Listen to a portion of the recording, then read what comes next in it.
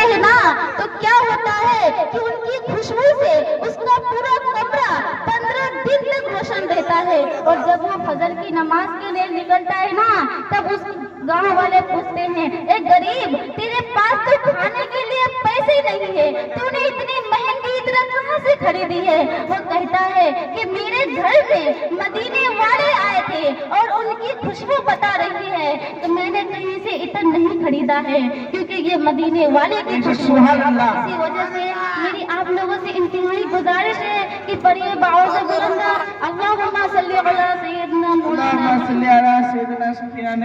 السلام علیکم یا رسول اللہ صلی اللہ تعالی علیہ وسلم.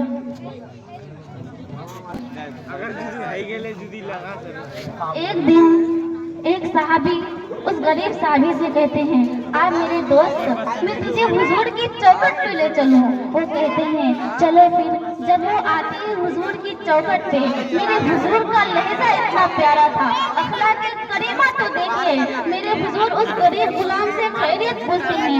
آج تو باپ بیٹا سے خیریت پوچھنے والا نہیں ہوتا ہے, بھائی بھائی سے خیریت پوچھنے والا نہیں ہوتا ہے. میرے حضور کا اخلاق کریمہ تو دیکھیے, وہ ہر غلام سے خیریت پوچھتے ہیں. کہتے ہیں بتا میرے صحابی کیا حال ہے؟ وہ کہتے ہیں یا رسول اللہ ہر حال میں اللہ کا شکر ہے, جب مل جاتا ہے تو کھا لیتے ہیں, نہیں ملتا ہے تو صبر کرتے ہیں. یا رسول اللہ بس اتنی سی بات ہے. اتنے میں حضرت جبرائیل امین حاضر ہوتے ہیں. کہتے ہیں یا رسول اللہ یہ جو غلام بیٹھا ہوا ہے نا یہ بس کل ظہر تک کا مہمان ہے, اس کو ظہر بعد انتقال ہو جانا ہے. میرے حضور کی آنکھوں میں آنسو آنے لگے, اشک بار جاری ہونے لگے. میرے حضور نے غلام سے یہ نہیں فرمایا تھا کہ بس تو کل ظہر تک کا مہمان ہے. میرے نبی نے غلام سے کہا بتا تیری زندگی میں کوئی خواہش ہو تو پوری کی جائے. اس نے کہا یا رسول اللہ میری زندگی میں ایک خواہش ہے. اس نے کہا بتا تو صحیح تیری کون خواہش ہے؟ کہتے ہیں یا رسول اللہ میں نے سنا ہے کہ میٹھی بھی کوئی چیز ہوتی ہے, میں نے سنا ہے کہ حلوہ بھی کوئی چیز ہوتی ہے, لیکن میں نے آج تک کبھی حلوہ نہیں کھایا. میرے نبی کی دیوانیوں ذرا غور سے سننا. ہوٹلوں میں کھانا پھینکنے والوں, کھڑے ہو کر شادیوں میں کھانا کھلانے والوں ذرا غور سے سننا. کہتے ہیں یا رسول اللہ میٹھی بھی کوئی چیز ہوتی ہے, میں نے آج تک نہیں کھایا. پھر وہ کہتے ہیں یا رسول اللہ میں نے سنا ہے کہ حلوہ بھی میٹھا ہوتا ہے لیکن میں نے کبھی نہیں کھایا. حضرت عمر فاروق کو بلایا جاتا ہے. کہتے ہیں عمر فاروق عثمان غنی کو بلایا جایا.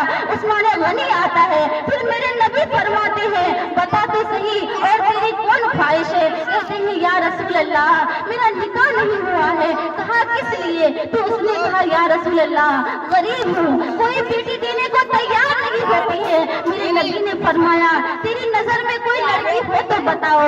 اس نے کہا یا رسول اللہ میرے نظر میں میری چچا جات بہن ہے. اس نے میرے چچا مجھے غریبی کی وجہ سے بہن دینے کو تیار نہیں ہوتی ہے. اس کے چچا کو بلایا جاتا ہے. جب اس کا چچا آتا ہے تو کہتے ہیں کہ میں نے تیری بیٹی کی شادی اس اپنے غریب غلام سے کہہ دیا. اس کا چچا جب یہ سنتا ہے نا تو کہتے ہیں یا رسول اللہ یہ آپ نے کیا کر دیا؟ جب میرے نبی کا فیصلہ آ جاتا ہے نا تو کوئی کاروبار نہیں چلتا ہے. وہ کہتے ہیں کہ کیا تمہیں منظور نہیں ہے؟ اس نے کہتے ہیں یا رسول اللہ آج جو چاہے کر سکتے ہیں, آپ کے لیے جانو مال قربان کر سکتے ہیں. وہ کہتے ہیں یا رسول اللہ آپ نے تو بس میری بیٹی کی ہاتھ مانگی ہے, اگر آپ میری جان بھی مانگتے نا میں آپ کو قربان کر دیتا.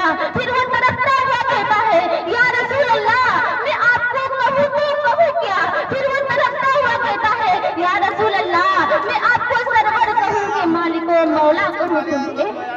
سبحان